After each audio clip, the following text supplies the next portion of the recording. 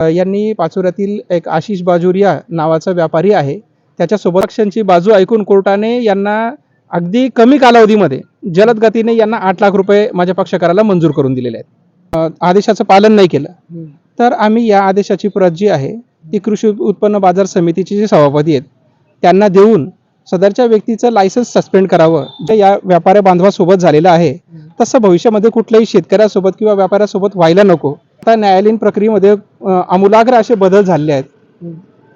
ही जी केस आहे अशा प्रकारचे न्यायालयाचे निकाल जर जलद गतीने यायला लागले तर ऑटोमॅटिकली लोकांचा जो कल आहे तो बदलेल आणि लोकांचा न्यायव्यवस्थेवर जो विश्वास आहे तो वाढेल. आज आपल्याला मी एक पॉझिटिव्ह बातमी सांगणार आहे ती न्यायालयीन प्रक्रियेबद्दल. आपण न्यायालयीन प्रक्रियेबद्दल ऐकलं असेल की कोर्टात केस चालू आहे, कोर्टाचा निकाल लागणार आहे, काहीतरी 2-3 वर्ष 5 वर्षांनंतर कोर्टाचा निकाल लागेल आणि तेव्हा त्यांना न्याय मिळेल, अशा बऱ्याच गोष्टी आपण बघितल्या असतील. परंतु कोर्टामध्ये देखील जलद गतीने निकाल लागतात याचं जिवंत उदाहरण आज पाचोरा कोर्टामध्ये बघायला मिळालं आहे आणि याची संपूर्ण बातमी मी आपल्याला सांगणार आहे. आपल्या पाचोरा तालुक्यातील एका मुंडाड्या गावातील छोट्या व्यापाऱ्याने एक व्यापार सुरू केला होता. कालांतराने त्यांचा व्यापार खूप चांगला सुरू झाला. त्या व्यापाऱ्याची एका मोठ्या व्यापाऱ्याकडून फसवणूक झाली होती आणि तो फसवणुकीचा नेमका प्रकार काय, आपल्या सोबत ते तक्रारदार आहेत, आपण त्यांच्याशी बोलणार आहोत. काका, स्वागत आहे तुमचं मधुर खानदेशमध्ये. नमस्कार सर. काय नेमकं तुमचा प्रकार झाला? मी एक छोटासा मक्काचा व्यापारी आहे. मला नवीन चालू केलं त्यावेळेस पूर्ण माहिती नव्हती आणि याच्यामध्ये अशी सिस्टीम आहे की वार टू वार 15 दिवस सगळे व्यापारी मक्का घेतात. त्या बेचवर मी सुद्धा आशिष बाजुरिया यांना माझा मक्का विकला आणि त्यांनी मला सांगितलं की बाबा तुम्ही नवीन आहे, तुम्हाला एवढी माहितगिरी नाही, तर मी व्हॉट्सअपला पाहावा की मी रोजची माझी बातमी असते की मी इतक्या गाड्या मक्का घेतो, तितक्या घेतो, वार टू वार पेमेंट राहतं, 15 दिवस राहतं. मी चाळीसगाव कंपनीला 3000 टनचा सौदा लिहिला आहे, मला तो पूर्ण करायचा आहे, तर तुम्ही मला तो मक्का द्या. मी त्या बेचवर मी म्हणता आपल्याला बी काही माहिती नाही आहे. त्या बेचवर आमच्या दुकानाच्या शेजारीच त्यांचं दुकान आहे. तर त्यांनी आता एवढे मोठे व्यापारी आहेत बा, एवढ्या मोठ्या जुन्या कंपन्या आहेत वडलोपार्जित त्यांच्या, तर त्या हिशोबाने मी त्यांना देऊन टाकला. तो तुमचा व्यवहार झाल्यापासून चेक टाकेपर्यंत किती दिवसाचा कालावधी होता? हा 15 दिवसाची बोली होती आमची.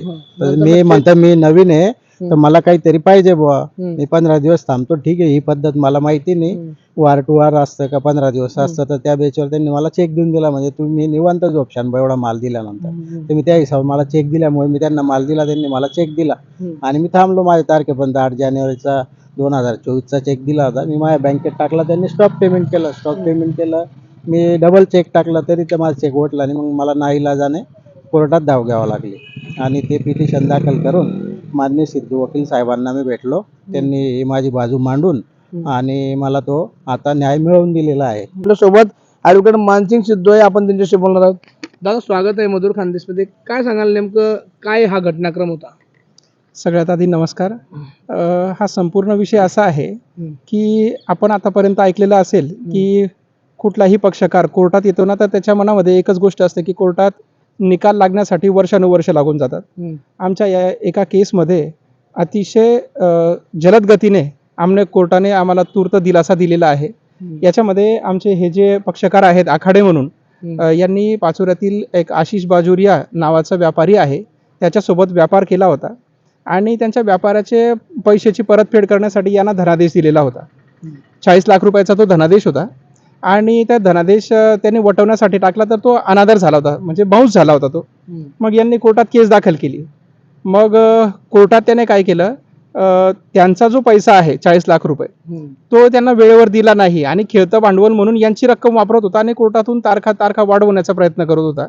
म्हणजे त्याचा हेतू असा होता की यांचा जो पैसा आहे तो त्याला वापरण्यासाठी मिळावा. मग आम्ही यांची ही जी बाजू आहे ही लक्षात घेतली आणि कोर्टाला ह्या सगळ्या सांगितल्या.